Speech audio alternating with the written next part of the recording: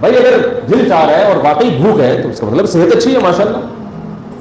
پنجاب والوں کو جو میں کہتا ہوں نا زیادہ کھاتے ہیں, برائی نہیں کرتا میں, صحتیں اچھی ہیں, پھر بھی تھوڑا سا ان سے بول رہا ہوں احتیاط کرو.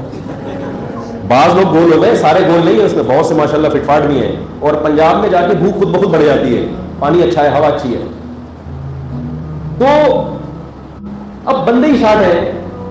وہ خاتون بیچاری رو رہی تھی, کہہ رہی تھی کہ لوگ مجھ سے رابطہ کرتے ہیں دوستی کرنے کے لیے, شادی کرنے کے لیے کوئی رابطہ, کہہ رہی تھی کہ میں دوسری بیوی بننے کے لیے بھی تیار ہوں, مگر مرد تیار نہیں ہوتے. اب آپ مجھ سے فون نمبر نہ مانگیں, میرے پاس ان کا نمبر نہیں ہے. شادی دفتر کھول لیا ہے عدیل عارف صاحب نے, آزان ٹی وی والوں نے, وہ ان سے رابطہ کریں آپ. میں ان چیزوں میں, کیونکہ میری یہ فیلڈ نہیں ہے. عدیل عارف صاحب ہیں آزان ٹی وی والے, وہ شادیاں وادیاں کراتے ہیں, انہیں کی ذمہ داری پر آپ ان سے رابطہ کر سکتے ہیں. ان کے پاس ہول سیل کے حساب سے جو عورتیں موجود, طلاق یافتہ بھی, بیوہ بھی, کنواری بھی, ہر طرح کے رشتے. تو دعاؤں سے کام نہیں چلے گا یہاں پر, کیونکہ جیسے بغیر نکاح کے اولاد نہیں ہو سکتی, تو مرد جب تک جلدی نکاح نہیں کریں گے اور ایک سے زیادہ بیویاں نہیں رکھیں گے, ان عورتوں کی دعائیں قبول نہیں ہوں گی. جوڑ دیا اللہ نے سارا سیٹ اپ ایک دوسرے کے ساتھ. تو اسباب جو حقیقی اسباب ہیں وہ اختیار کرو, پھر نظر کس پہ رکھو. اچھا خواتین کو بھی ہوتا ہے کہ پوری زندگی بڑھاپے میں نکال دیں مگر کسی کی دوسری بیوی نہیں بننا,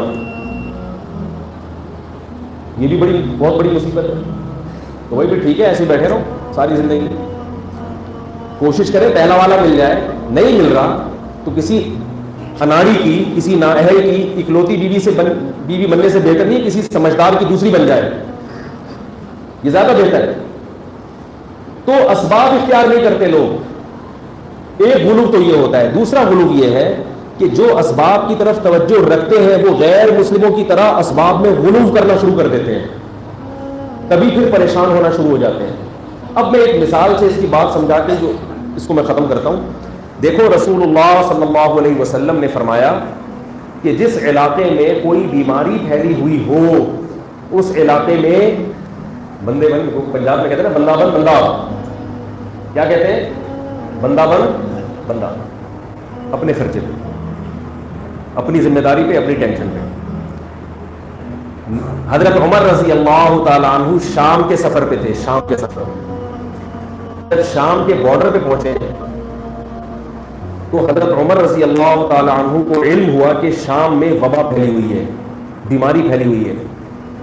حضرت عمر نے وہیں اسٹے کیا. پریشان ہو گئے کہ ہم شام میں جائیں یا نہ جائیں. اس علاقے میں جانا کہیں نقصان کا سبب بھی ہو سکتا ہے, اور یہاں سے بھاگنا کہیں ایسا نہ ہو کہ اللہ ناراض ہو جائے کہ تم جو ہے نا میری تقدیر سے بھاگ رہے ہو. تو عبد الرحمن بن عوف رضی اللہ تعالیٰ عنہ نے حضرت عمر کو یہ حدیث سنائی کہ میں نے رسول اللہ صلی اللہ علیہ وسلم کو یہ کہتے ہوئے سنا ہے کہ جس علاقے میں وبا پھیلی ہوئی ہو اس علاقے میں سفر مت کرو. حضرت عمر نے ارادہ کیا واپسی کا, نہیں جائیں گے. اب اتنا لمبا سفر کر کے گئے.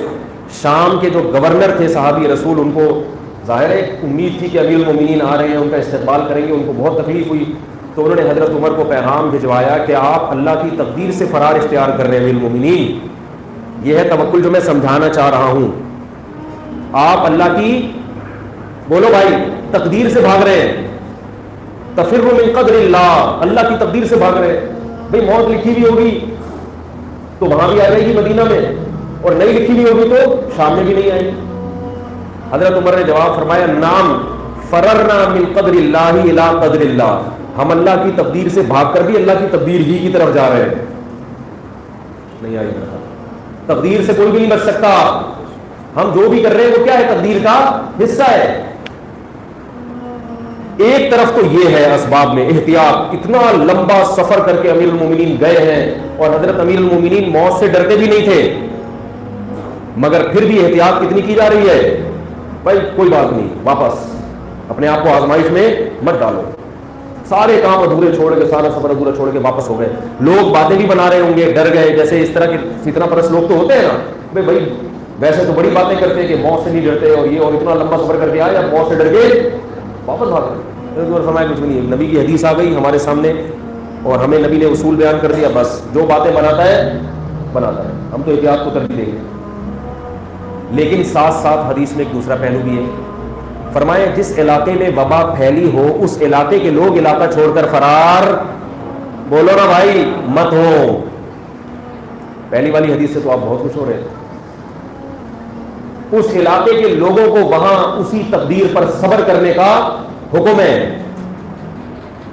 ان کو بھاگنے کی اجازت نہیں ہے۔ کیوں؟ علماء نے اس کی مختلف حکمتیں بیان کی ہیں۔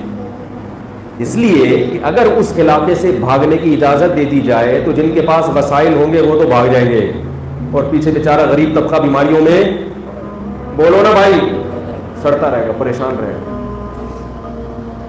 اس کا بھی ڈر ہے کہ وہ جراثیم آپ میں ہو اور آپ علاقہ چھوڑ کے بھاگے، کسی دوسرے علاقے میں بھی وہ جراثیم پھیلا دیں۔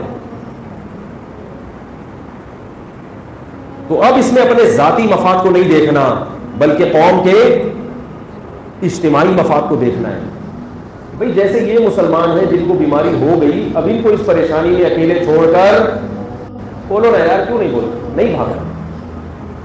اور یہ بھی ہے کہ یقینی تھوڑی ہے کہ آپ کو بیماری لگے گی۔ جب کوئی وبا علاقے میں پھیلتی ہے تو 2%، 5%، بہت زیادہ 10% لوگ شکار ہوتے ہیں، 90% پھر بھی محفوظ رہتے ہیں۔ یا تو آگ لگی ہوئی ہے نا کہ سب نہیں جلنا ہے، پھر تو بھاگو، ایسا نہیں ہے کہ لازمی مرو گے آپ۔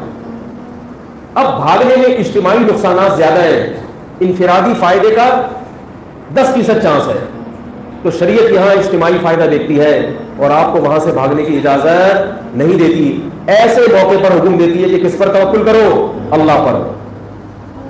بھئی اللہ چاہے گا تو موت دے دے گا کسی علاقے میں، نہیں چاہے گا تو اس علاقے میں بھی موت واقع نہیں ہوگی، اور اللہ چاہے گا تو اس علاقے کو چھوڑ کر اگر میں بھاگا تو بھی میری موت واقع ہو جائے گی، اور بچانا چاہے گا تو ان بیماروں کے درمیان رہ کر بھی اللہ مجھے بچا لے۔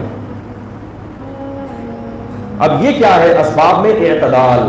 غیر مسلم اس نعمت سے محروم، وہ بھاگے گا، کہے گا بچو، وہ اپنے باپ کو چھوڑ کے بھاگے گا، اپنی بیوی کو چھوڑ کے بھاگے گا، اپنے بچوں کو چھوڑ کے بھاگے گا، اگر ہوئے بھاگے گا وہ وہاں سے۔ اسی سے پتہ چلا کہ گھر میں جب کوئی بیماری پھیلتی ہے تو اپنے عزیز و اقارب کو چھوڑ کر فرار مت ہوا کرے، بلکہ ان کی دل و جان سے خدمت کیا کرے۔ گھر میں اگر جوائنٹ فیملی میں رہتے ہیں، کسی ایک بھائی کو ٹی بی ہو گئی تو اسے اچھوت سمجھ کے وہاں سے بھاگے نہیں۔ ارے بھائی سمجھ میں آ رہا ہے؟ ایسا ہوتا ہے نا، گھر میں بیماری ہو گئی، کسی کو ٹی بی ہو گئی، اب دنیا پرست آدمی کیا کرتا ہے؟ بھائی اس کو بالکل الگ کر دو گھر سے باہر، اس کو وہاں جمع کرا دو ادھر۔ اسلام کیا کہتا ہے؟ نہیں نہیں نہیں، آپ کا خونی رشتہ ہے، آپ اسے چھوڑ کے فرار نہیں ہو سکتے، خدمت کرو اس کی۔ اگر شیطان بہکائے کہ بھئی تمہیں بھی بیماری لگ جائے گی، تو پھر اللہ پر اعتماد کرنا ہے کہ بیمار کرنا کس کا کام ہے؟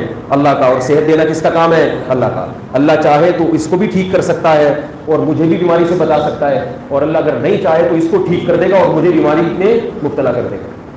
اسی حدیث کے بارے میں نبی صلی اللہ علیہ وسلم نے یہی تعلیم دوسری حدیث میں دی ہے کہ ایک صحابی نے عرض کیا کہ یا رسول اللہ، آپ صلی اللہ علیہ وسلم نے فرمایا لا عدوى ولا طیرا، بیماریوں سے مت ڈرا کرو، بیماریوں کے جراثیم سے جو ایک دوسرے سے لگتے ہیں ان سے احتیاط، یعنی لا عدوى بیماریاں لگتی نہیں ہیں، لازمی طور پر لگتی نہیں ہیں۔ تو صحابی نے کہا یا رسول اللہ، میرے اونٹوں میں ایک اونٹ خارشی ہوتا ہے، اس کی وجہ سے باقیوں کو بھی خارش لگ جاتی ہے۔ تو آپ صلی اللہ علیہ وسلم نے فرمایا فمن اجرب الاول، پہلے اونٹ کو خارش کس نے لگائی تھی؟ نہیں آ رہی بات؟ جس خدا نے اپنی طاقت اور قدرت سے پہلے اونٹ کو خارش لگا دی، وہ اپنی قدرت سے دوسرے کو لگا بھی سکتا ہے اور بچا بھی سکتا ہے۔ تو آپ کے گھر میں کسی کو ٹی بی کی بیماری اگر ہو گئی، اللہ نہ کرے، تو جو اللہ اس کو اپنی طاقت اور قدرت سے ابتداءً ٹی بی کی بیماری لگا سکتا ہے، وہ آپ کو، اگر آپ یہاں سے بھاگ گئے تو آپ کو بھی، وہ جو ٹی بی کا مریض ہے اس نے تھوڑی کسی مریض کو کے ساتھ مسافر کیا تھا، اس کو تو اللہ نے اپنی قدرت سے لگا دی، ہوا میں کہیں سے بھی اڑتے ہوئے آ گئے جراثیم۔ جو اللہ اس کو لگا سکتا ہے، آپ اگر اس گھر سے بھاگ کے چلے گئے، اپنے بھائی کو، اپنی اولاد کو، اپنے باپ کو چھوڑ کے بھاگ گئے، تو وہ اللہ آپ کو دوسرے کے گھر میں بھی جا کے لگا سکتا ہے۔ اور اگر بچانا چاہے تو اسی کے ساتھ چارپائی پہ سو گے، اس کا جھوٹا پیو گے، پھر بھی بیماری نہیں ہوگی۔ اور میں نے اپنی آنکھوں سے اپنی زندگی میں یہ دیکھا ہے